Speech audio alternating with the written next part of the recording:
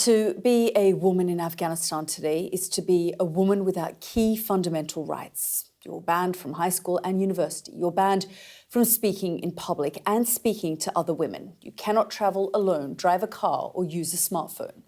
My next guests fled the country because they were banned from playing the sport they love.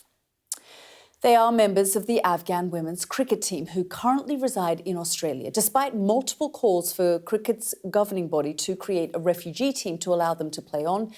Their pleas have up to now been ignored. Well, joining me now are the two members of the team, Firooza Amiri and Benafsa Hasimi. Welcome, both of you, to the show. Firooza, I'd like to begin with you because before you left Afghanistan, you were given a sort of a contract by Afghanistan to play for the country. But of course, you were never able to realise that dream and you had to flee, eventually seeking asylum to Australia. Hi, Yalda. Yes, such a hard situation that we have passed as a team together. We got the contract in 2020 and we were very ready to play for Afghanistan and join the competitions, and that was all our dreams, that to play and represent Afghanistan. But in 2021 everything changed, and we forced to leave Afghanistan for our safety and come to a country like Australia. That's a completely new country in terms of culture and language, and we have faced so many challenges leaving Afghanistan and starting new life in Australia. Benafsa, I'm going to come to you now because, like Firooza and so many other of your teammates, you too, of course, fled Afghanistan as well. But in Australia, you were able to play, and you've been able to train as well. First of all, hi everyone. Yeah, we had really good chance and opportunity here. When we came here, first thing what we saw was a bat and ball they have given to us, and we just play it, just a kind of small game, a friendly small game together, which was very nice. But mainly we have opportunity here to play and train and have games in the local clubs. And, you know, as Firooza was saying there, I mean, cricket, like all sports for women in Afghanistan, has been banned. You are now calling for the ICC to potentially support and back a refugee team for you in exile. Just tell me a little bit more about that. Yes, so what we have done... Sorry, Firooza, you want to go ahead? Go ahead. Go ahead, Firooza. Sorry, yes. As I said, we were so young that leave everything behind and come to Australia. But when we were leaving Afghanistan, we had the hope that we have the ICC behind us, who is going to support us. But it was a completely wrong idea, because when we arrived in Australia, we have sent a couple of letters to ICC, but we never get any response, any official response from the ICC.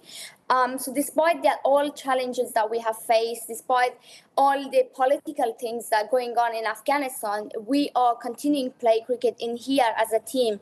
And we are really need the support of the ICC, because this is the ICC job to recognize us as a team.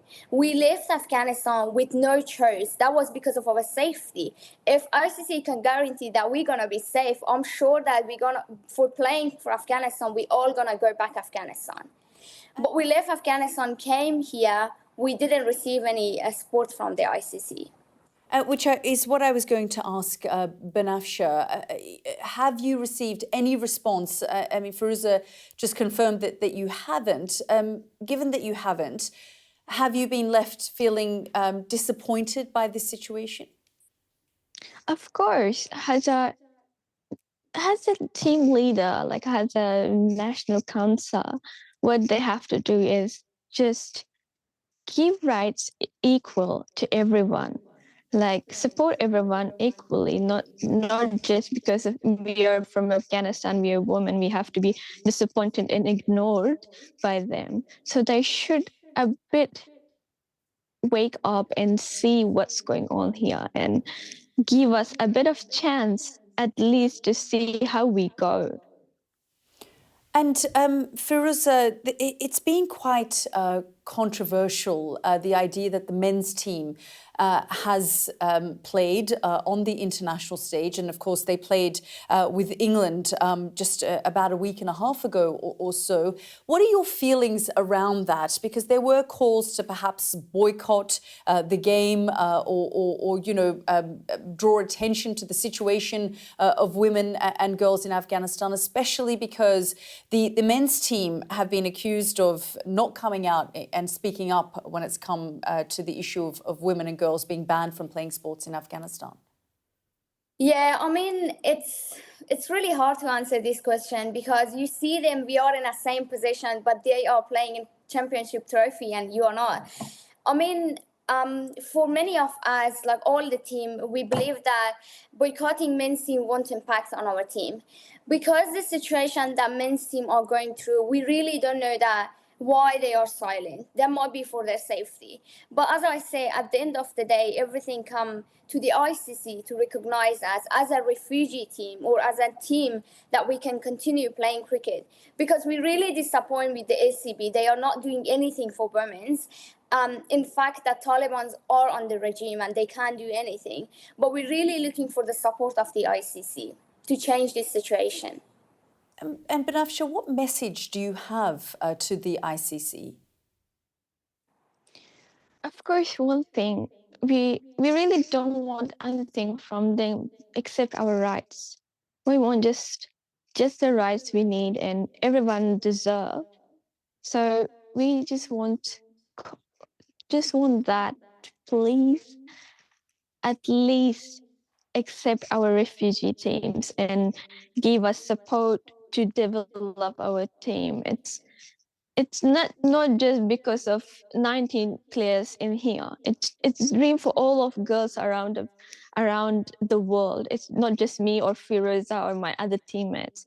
There are lots of other girls who wants to play. What we want is just give our rights. We deserve better. Firooza, just tell us briefly about the situation for women and girls in Afghanistan. I often talk about it. We just described a little bit before we came to you, but you must have family still in the country and girls that you know in the country. What are they telling you about the situation there now?